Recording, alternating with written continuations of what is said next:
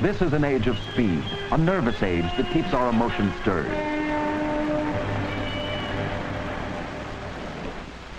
All of us, young or old, schooled or illiterate, are endowed by nature with the ability to live a life filled with many kinds of emotions.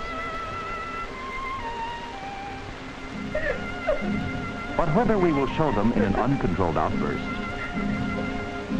whether we will act in some antisocial way, whether we swallow our upsets or deny them even to ourselves, we cannot do away with them. They are part of our personality.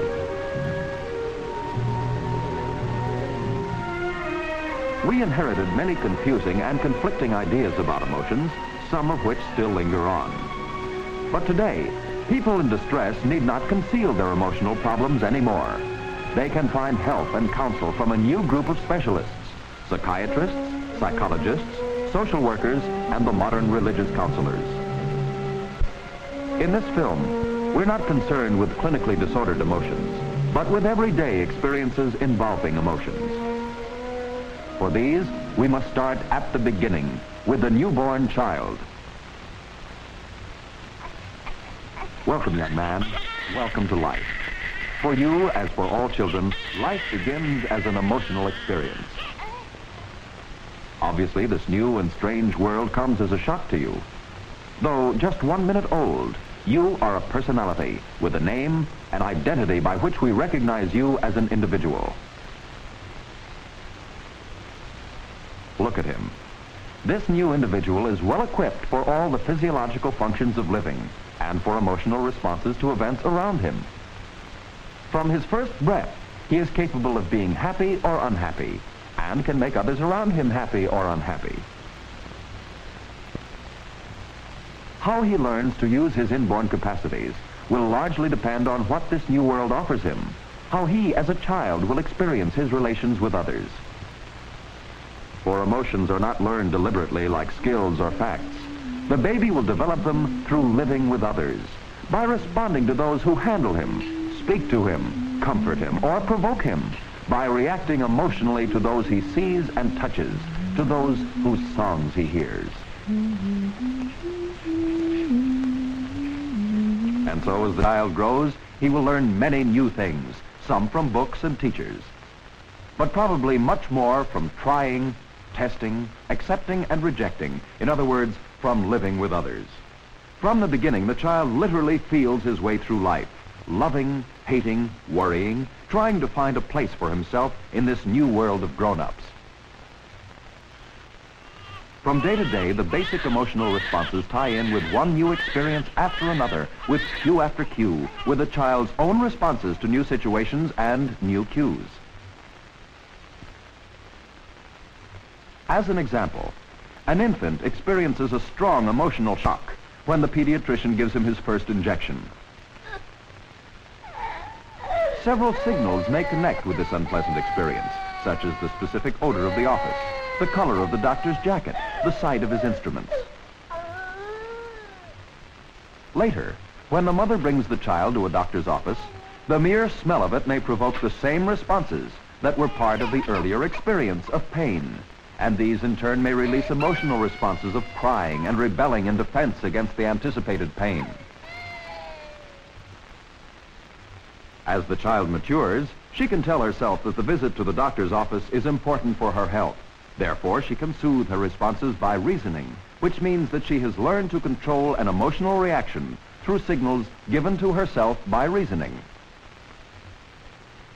In his daily routine, the child continuously learns about life.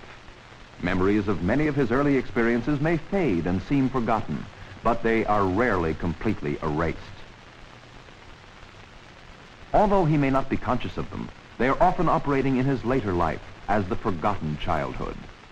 Where a young infant's drive has been kept low, where parents paid attention to his early requests, the child easily progresses to the next developmental step, exploration, striving to achieve some gratifications by himself. This struggling to achieve gratifications by himself is part of the preparation for later life. But even at the height of achievements, it will be the childhood patterns of his emotional experiences, that will largely govern his relations with others. That's why it is so important that he learns to manage emotions honestly as he develops physically.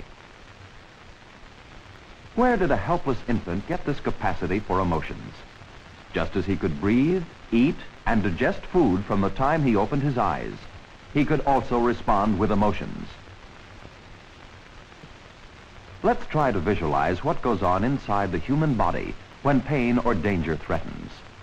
The adrenal glands release hormones into the blood. The heart pumps the blood, carrying these chemical messengers to all parts of the body. In the liver, they release an emergency ration of stored sugar into the bloodstream.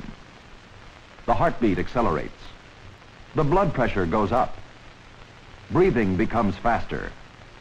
From this point of view, we may describe emotions as primitive biological reactions to painful or threatening stimulations from outside, intense responses involving the whole body.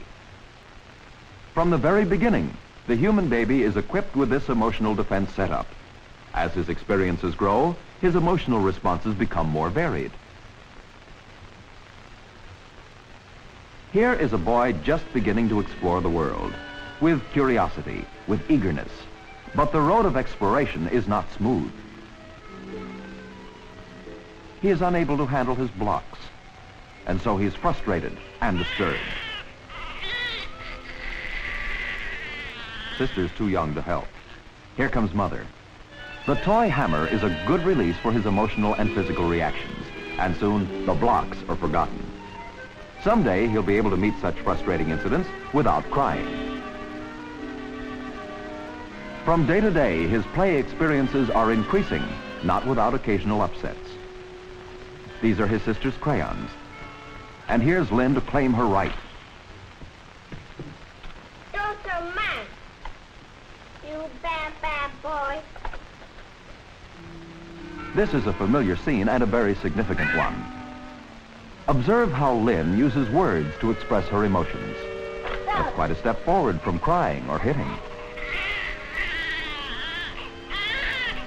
Bad, bad boy. Sometimes grown-ups find a child's sincere expression of emotions shocking, and so may tend to undermine the child's emotional sincerity.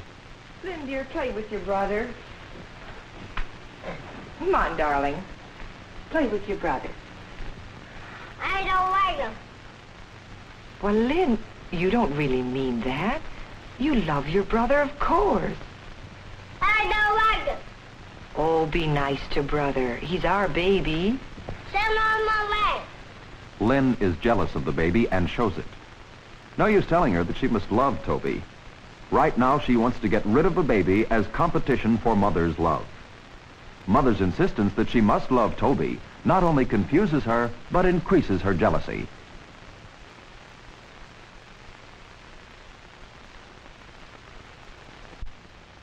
Another example. This one about learning and unlearning signals that cause emotional upsets. Patsy is scared of dogs, and so's her mother. Patsy's fear is strengthened by the examples of her mother's uneasiness. Whenever she comes out, there's a threatening animal on the street. Gradually, she withdraws from playing outside. One day, her father comes home from the office with a present. She's eager to see it. But out of the box comes a stuffed dog. No, she doesn't like dogs, not even stuffed dogs. It may take a long time for Patsy to become friendly to dogs. That is, to unlearn her fear of dogs. But not all so-called childish upsets are confined to little children. For instance, a youngster may fall back to bedwetting in protest against a new baby. Another may revert to thumb-sucking or nail-biting when facing an unpleasant or threatening situation, a new teacher, or stern parental demand. Adolescence is an especially sensitive age. Sometimes the fear of new responsibilities makes adolescents act in what we call a childish manner. These excursions to less mature behavior are often indications that some disappointment or pressure is weighing upon the youngsters. Recognizing this, parents, friends, and teachers can help them to overcome their troubles and return to a more mature level. We are getting increasingly aware that the emotional causes sometimes lead to physical discomforts, like in the case of this girl. Taking medicine alone may not cure her. Often a competent physician will decide to call upon a psychiatrist or psychologist to help him probe deeper into the emotional causes of certain ailments.